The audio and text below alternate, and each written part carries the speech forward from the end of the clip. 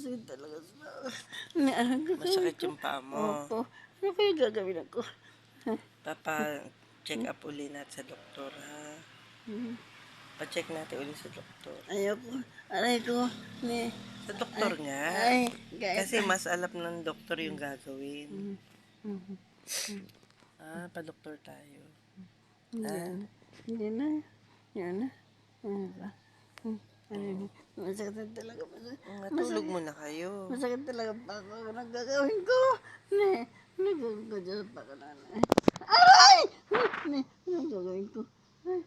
Huwag niyong hawakan. Huwag niyong ikilos. Ano lang, steady lang muna. Ha? Steady lang.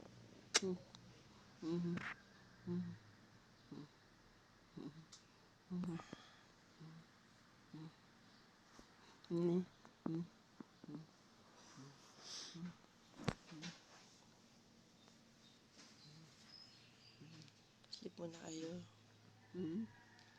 Sleep muna kayo.